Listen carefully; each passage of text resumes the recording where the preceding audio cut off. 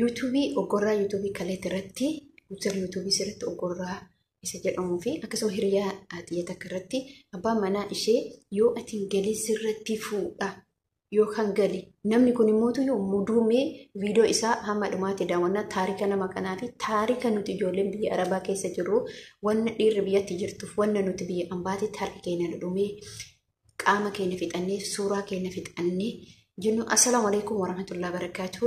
Jirtu akkam naga keessanii fi keessanii isin jecha ani naga jira alhamdulillah galata rabbi. Yeroo jalqabaa fudhee na fakkaata. Akkasii isin jechuun barbaadu tokko biyyumtoota kiyya baay'ee takka galatoomaa gaa'ii isin galatoofadha na jajjabeessaa jirtani humna naa ta'aa jirtan ansan caalaa rabbiin isin haa jaalatu baay'ee isin jaaladha. Intala takka moo ijoollee lamatu bakka maal koomantii adda barree dantaa keessanii miti yoo waan feetan isin qaayida warroonni na jajjabeessitan abshir munaa sadarkaa kanarra sadarkaa guddaarra ga'uu geettan jettan mucaan kun yeroo hundumaa jechuudha. Muheen nama qaaliidha, nama gaariidha, nama jabaadha. Warroonni chaanaali isaa hin daawwanne dhaqaa daawwadha. Mucaa nama kamuus hin tuffanne jechuudha. Ati musliimaatti kiristaanaatti jennee jedheen beekne namoota akkana dhaqaa jajjabeessaa isin jechuu barbaada. Viidiyoon keenya kalee irratti deemamaa jira. Viidiyoon keenya kalee irratti haasaa garaagaraatu deemamaa jira. Abshir sibira jirra warri jettanillee jirtanii dhugaa jiraadha ammallee rabbiin isin haa jiraachisu. Wallahi jiru tana wanni gahu jiru fayyaa tana wanni gahu jiru rabbiin fayyaa isin haa kennu isin jedha. Obboleen kiyyaa wanni hadha dubbachuu barbaadu dhugaa rabbii dubbachuuf isuma dhugaa wanna mucattii kanarra ga'e ifama. Wanna mucattii kanarra ga'e isinitti deema jechuudha. Rakkoo maaltu irra ga'e maaltu isii mudate intala kana yoo jettan taate dhuguma rabbiitti nuti gaafa biyya baanu karoorfannee baana. Mana bitachuu, lafa bitachuu, obboleen keenya gargaaru, maatii keenya gargaaru, deebi'ee immoo ofii keenyallee of gargaaruu waan tokko hojjennee biyyatti gala jenna. Isin deema. Waan ajaa'ibaati wallaahi jireenyi mucaa sanii amma dukkanaa deema. Utoo jirtu, utoo gala meeshaa itti bitadha jettu, utoo mootuyyuu meeshaa bitachuuf haala mijeeffataa jirtu immoo abbaan manaa ishee xingoodha irratti fudheka. Jirana gaafii tokkollee as keessatti qabachuudha. Sila dhiirrumti tuni jechuudha. Otoo of hin jijjiirre, otoo haggaalibsii takkittirra yookiin shan ji'a jaha bultu akkamitti dubartii fuutee dubartirra shiita yookiin uffata jijjiirti nagarrama. Of hin jijjiiranii dura of hin jijjiiranii isiin tuni nuti ama biyya Arabaa kan jiru kun dalanneetiin ni bara. Haala uffatuma carqee uffannu tana. Qo'a isinitti agarsiisa. Carqee kana biyyatti akkatti ka walitti qaqqabamu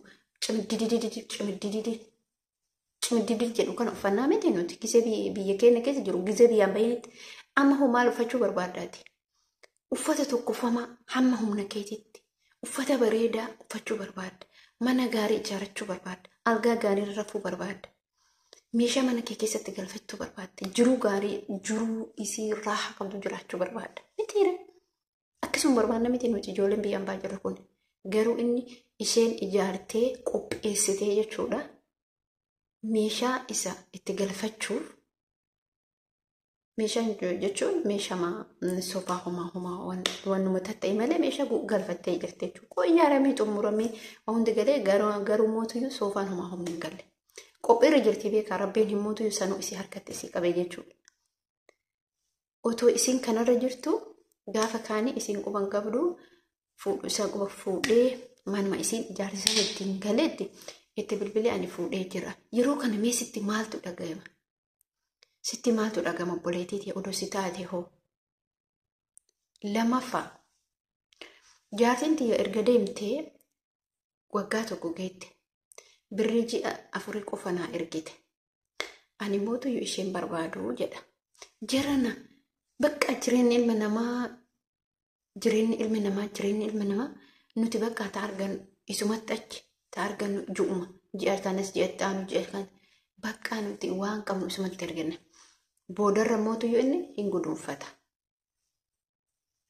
Akkatti gudunfataa qaba. Akkatti gudunfata birriisan. Gudunfatee ka'ee ta biraatiin fuudha. Mana itti ijaarraa duuda kennaa qurursi.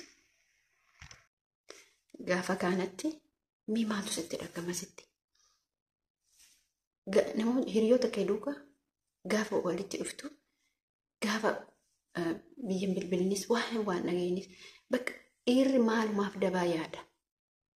Dhiirri dubartii isaa maaliif akka ani kan jedhu Oromoon teenyatuun jechuudha. Dhiirri Oromootuun jechuudha. Maaliif akkati dubartii jaalatu? Dubartii qixxiisan jaalalan kennituuf. Dubartii qixxiisan kunuunsuun jaalattu. Dubartii qixxiisan akka killeetiitti qabachuun jaalattu. Ima fuuti. Keessattuu Arsiin bakka jireenyi isaanii dhalaadha. Dubartii magoora. Maaliif akkas ta'a? Intalli kun hadha odoo hiriyoota qabaatu waattee nama miidiyaa odoo taatee har'a gabbaatee lallabdee jechuudha. Maal gootiree jireenyi isii afaan qabattee jallasti. Maal gootiree nu gootu hin jiru? Jarana nuti waan tokko beekuu qabna. Wanni tokko beekuu qabnu waa shakki. Jaaladhu malee shakki. Garuu abbaa manaa isiiti garam shakkiti. Dhiirri raftee nuun bultu. Dhiirri xiraata nuti ta'aa jirti. Doobbii beeytu doobbii laga jalasa. Akkasitti nu guggubaa jirti. Hanga doobbii kan nama guggubamtu hin jiru garuu. Akkasitti nu guggubaa jirti. Mallaqa keessan dheeratti ergina. Guduunfadhaa. Akka wantiin ollaanyiidhaan hin baay'ee jechuudha. Ati gaafa biyyaa baatu uf jijjiiruu baate. Inni mootu yoo ati gaafatte mootu yoo isin birrinnatti hin ergine an haga yoomii taa'ee isi eegaa isin ofii isin waggaa hanga kanaa guutuu biyya san ta'etti akkasumatti taa'ee isi eegaa hin fuudhaa boone bakka warra isiitillee hin fuudhaa boone maal godhara intalli teessan galuu didde bakka akkana jedha. Mee kanarratti immoo mucaan kun immoo akkasitti turti. Gaafii dhiyeessaa fi beekaa kana gaafii naa dhiyeessa jette. Ana akka kootiittis yaada qaba. Isinillee akka keessaniitti yaada keessan mee koomantii barreessaa. Kun immoo dhugaa rabbii dubbachuudhaaf faayidaa kee akka ta'e hin dagatin. Si fayyada akka ta'e hin dagatin. Maal jettee mucaan kunis nama jaalattee kaate namni kuni gaafii isii dhiyeessa. Gaafiin isii dhiyeessu kuni maal isinitti fakkaata? Inni haadha manaa isaa erga oofee isheen birrii kuma waan 4 qofatti ergite. Waggaa tokko xumurattee jirti. As deebi'a. Isii tana mootu isiin mari'ataa beeka namni kun tajaajilate kanaan mari'ata. Mucattiin kun immoo gaafii kan akkasitti dhiyeeffatte. Wanni kun akkas guyyaa meeqa duraa beeka. Otoo ani viidiyoon sun akkasiin godhin dura irratti hin hojjenne gaaf kaanitii ani sila akkamii isheen kun booda hoo akkam jedhee gaafadhaa isii gadi dhiisaa si fuudhee. As laala tunillee biyyuma arabaa jirti niitiin isaa sunillee biyyuma arabaa jirti. Dhiira tana mee laala yoo abbaa manaa qabiyyaa qabaattan dafaatti gala. Yookaan immoo biyya ormaa ta'ettanii biyyatti dhiira jaalatina. Tokkoffaa birreessa gaafata, lammaffaa mana qabdaa, lafa qabdaa, jinni jedheessiif gaafata. Anis deebii qaba. Isin hoo maal jettu? Anis yaada kiyya lafa kaa'amee isinillee koomantii jalatti please yaada mucattii kana mucattiin kun hiriyaa kiyya yeroo hunda qabna hordoftu jechuudha. Keessallee wal dubbisna waan ta'eef mucattii kanaan maal jettan? Isin hoo maal dhaamtaniif? Nama kan itti seenamoo ittiin seenuu jetti. Isheen dhufte suni ganaadha jechuudha. Isheen kun immoo tuyyo yaani nama xiqqoo biyya ormaa keessa ture sa'a barbaadde garuu dandeettii. Ijoolleen Dubaay keessa jiran rakkoon qabuun fakkaata waraqaan isaan akka suudhiisan hin cinqu. Dubbiin akkana obboleeyyan kiyya. Mee kana hoo akkam gootan? Akkam jettu? Ani akka koottisis yaadan qaba. Isin hoo akkam jettu? Yaada keessan kennadha. Isin jechuu barbaada. Ani akka kootitti yaadni kiyya obboleettii tiyya tanaa sunillee dubartii akka keetti waan taateef nama kana utuu isiisun ofii keetii kaatee garuu isiisan boosin jedhiniin abadan jechuudha. Maaliif sajaa nama oolteen bultu? Isiisan yoo gadhiise immoo si dura otoo ati gadi dhiisi jedhiniin otoo ati si jaaladhan jedhiniin otoo ati yaa nama sanii keessa jaalalan nama sanii keessa seeninitti jireenya nama sanii keessa seenin yoo inni si duuba gadhiise kabiraatittuu hin fuudhii si jaaladhu jedhaan jechuudha. Akka kun yaada kan kooti. Maaliif ree garuu gaaf isii gadhiisii na fuudha jettee zajaa namaa oolteen bultu. Harka irratti sii deebite. waan taateef gaafa kana ati qulqulluudha jechuudha. Dhibbumaa dhibbatti ati qulqulluudha. Hordoftoonni kiyya hoo waan jedhaniif ati koomantii isaanii yoo si barreessan laata jechuudha. Kanaaf obboleeyyan tiyyaa namni nuti garaa keenya keessa ijoolleen biyya Arabaa jiru qulqulluudha. Rakkataa nuti gargaara, beelaa nuti gargaara, dheebotaa nuti gargaara, masgiida ijaarsa nuti gargaara. Ijoolleen amantaa birallee akkasumatti beekti kiristaanaa ijaaruuf, mana charchii ijaaruuf injiraa miti. Isaanillee akkuma nu'ii kanatti xaaran jechuudha. Garuu dhiirri mootuyyuu as deebi'anii kun abbaa manaa kiyyaatti. Kun maalidha gaafa jettee ati abdattu fide dubartii biraas irratti fuudha. Tokkoffaa yoo mana bittan maqaa abbaa keessaniitiin bitaa. Ani garuu obboleeyyan illee nama namtiire. Obboleeyyan illee zamana kana nama namtu. Obboleeyyanis battuudha. Rabbiin nama laafi. Bakka garuumtu hin jiru. Bakka akkasii baasumaa inni mallaqa kee qofa. Mallaqa kee qabaate taanaan sakandii gadi buutetti waan feete godhachuu dandeetta. Waan feete bitachuu dandeetta. Akkas isin jedha obboleeyyan kiyya.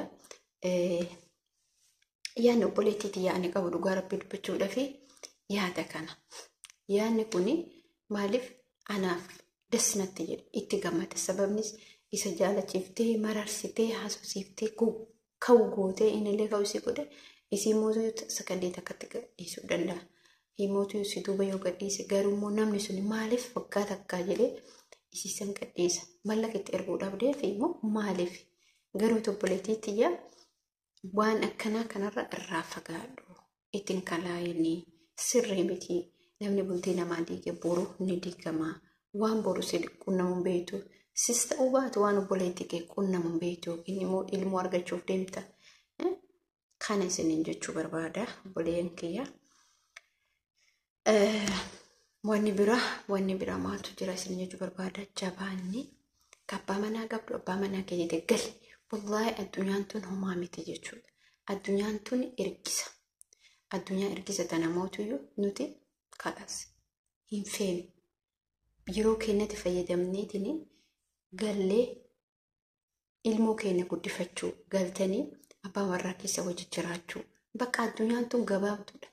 Umrii haga warri jiraate jiraachuu hin dandeenyu. Himootu dhiirri akkuma wannoo dubartii kama argite kama alatti argite.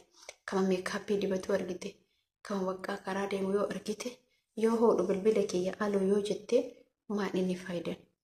Ati biyyas jiraadhu biyya dhabus jiraadhu. Wanni kolfannama dhaqqabdi jedhan. Amma duraan Yamanitti wanni akkanaa eena. Amma waan biyya keessatti eegalle jechuudha. Biyya keessatti illee eegallee jirra jechuudha. Kun immoo waan fokkataadha. Waan hin taane, waan hin bareen. Jireenyi amma ibiddi jechuudha. Wallaahi dhasee jireenyi amma ka ibidda ta'e namuu hin beekamu. Dhiirri immoo oduma kana beektutti deemti tantaata kan qabdu. Riskii jiraatti jedhanii beekaka. Riskii jiraatti jedha. Tokko mootuyyuu waan hojjettuu qabaayyuutti seena jechuudha. Tokko kasamuun isaa hin dalagne waan yuutuubii dalagatti haa nyaattu jedhee dubartii hanga shaniituyyuu fuudhura oolu hin beekamu sun. Gabareen hawwii maal godhu fuudha. Nagarra maba dubartii lama maal godhu fuudha amma gisee amma gabareelleen akka tokko midhaan qamadii akka gaarii galcha qamadii haa nyaattu jedhaan fuudha. Dhiira isin irratti fuudha. Wallaahi billahi dhiira isin irratti fuudha jechuudha. Bubbee isaa fuusisa. Wallaahi firii taatee jiraatta. Kophaa kee firii taatee jiraatta. Yoo ilmoota akka lama qabaatte indoon irrumaan kaateen iyyuu hin heerumin iyyuu yoo ilmoota akka lama qabaatte ilmaan ta'e barsiifadhu. Wallaahi lasee mucaa tokkotu jira. Wallaahi haasaa isinitti dheeressee jira. Mucaan kuni abbaa manaa ishee Rabbiin rahmata isaa godhu tasatti jirra. Waggaa 2 jechuudha. Hin didde. Ijoollee isaa san Qur'aana galchitee barumsa galchitee ijoollee isaa san biyya ambaa deemtee ofii isiitii barsiifatte. Bultii isaa qabdee bultii inni keessaa tarisan ijoollee isaa tan maaliif diddibeetanii namni kun maaliif diddibeetanii bakka kanatti ilmi argame isiin sun nama san hin jaalatti. Ilmaan isaa kun akka gaarii guddisuu barbaadde. Bakka dhiira isin gatee deemee ilma qabaattan taana wallaahi qilee haaletu. Maal bonni sirratti fidu ati maal taate ati tuqaa maal qabda ati illee dubartiidha. Maaliif dubartii biraa fide? Bakka mush laazima meekaappii dibachuun hin barbaachisu. Meekaappii hin dibatin ati qulqulluu taate taanaan qodaa kee kana jismii kee kana qulqulluu ta'e keessa kee qulqulluu ta'e ofirra hin buusin jechuudha. Dhiira jabaadhaa ofirraa eega. Kutuunfadha sirratti fuuneetti galgala dhiirsi bira teetti akka qalleessitti haasoftu abadan fuulatti hin kennin. Inni borumtaa gabba'e. Mee amma bilbila mee oduu niitii qabu bilbil maaltu namaa kenna? Otoo niitii qabu maaltu messenjera namaa kenna? Otoo niitii qabu maaltu immoo kiyyaanaa bilbilee namaa kenna? Bakka kun sa'aatiin kun yeroo bilginnaa isa jedhamu bakka nama jibbisiisa dhugaa rabbiitti jechuudha. Kanaaf obboleen kiyyaa hojjettoota akka kabajamtoota kiyyaa viidiyoo keessatti dheeressee jira. Amma viidiyoo biraatiin walitti deebinutti. Assalaamu alaikum warahmatullaahi wabarakaatu.